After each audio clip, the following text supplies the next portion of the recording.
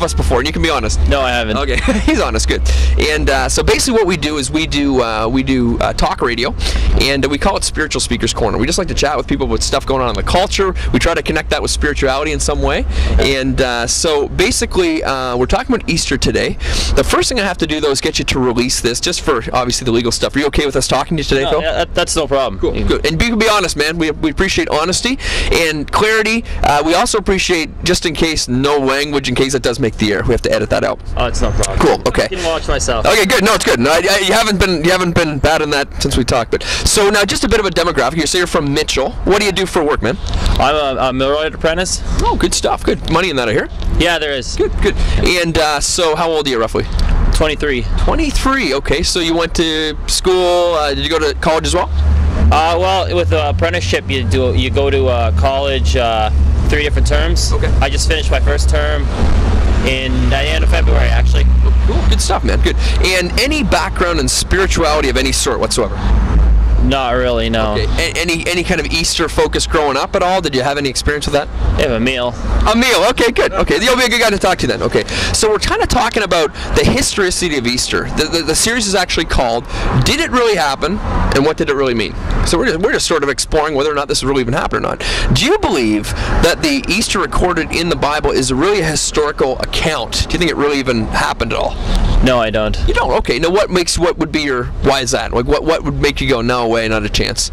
I've done some research on religious backgrounds of different religions, and I go more by the scientists, and they haven't really found any scientific evidence proving Jesus or Muhammad or any of these other. Oh, so not just the Christian story, but the Muslim. Yeah, most of the religions, right? Like Christian Judeo, I should say, Christian Judeo religions. Okay. Now, do you know what was recorded by the great historians of that day about that actual day? Like, obviously, yesterday was Good Friday in the Christian calendar, and you know what that's about, Good Friday? I don't know. Do you know exact details, but I know it's something with the crucifixion. Yeah, exactly. And Monday or something, he died, and then he resurrected, or death and resurrection, and then there's 40 days.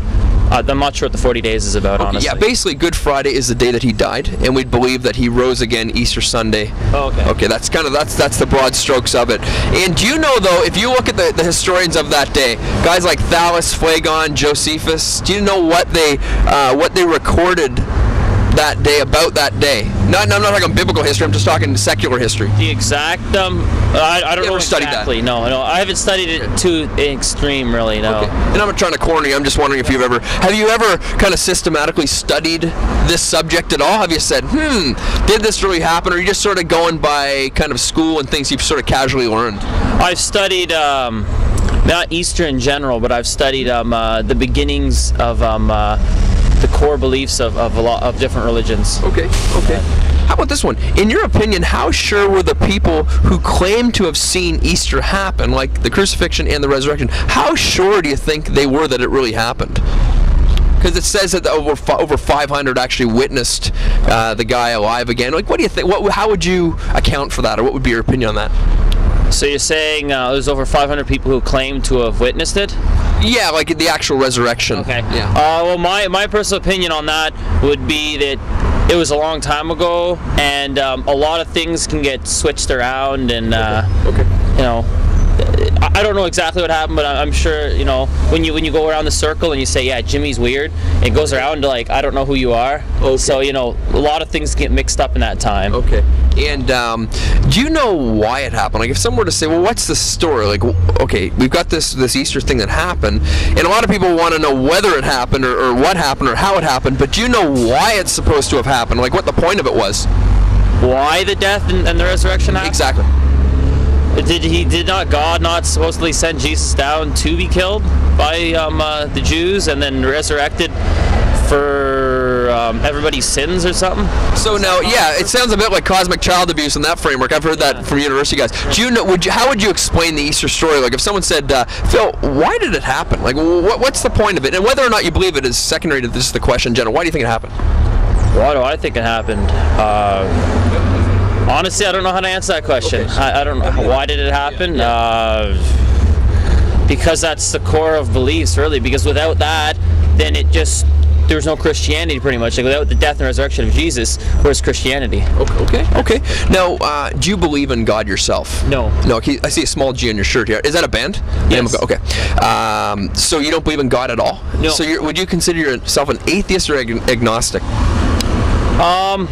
Atheist, no God. Agnostic, just don't know who God is. No proof of God. Right. Yeah, I know. See, I don't really know. I am an atheist, but then I've been studying other religions, and I like a lot of the things the Satanic Bible says. Okay. But then I wouldn't call myself satanic. So atheist would probably be the best. Would be the best. Okay. And no God.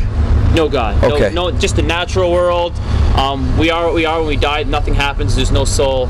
Pretty much just that natural world. What proof would you be convinced by if there was a God?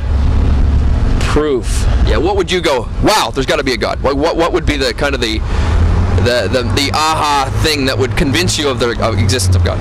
The thing that would convince me of a God. I think if Jesus came back and like this guy actually came down from heaven and all that stuff from the Bible came true, then I think I would be convinced there's a God. Like if we actually had solid proof that says, hey, there's a God, then I would.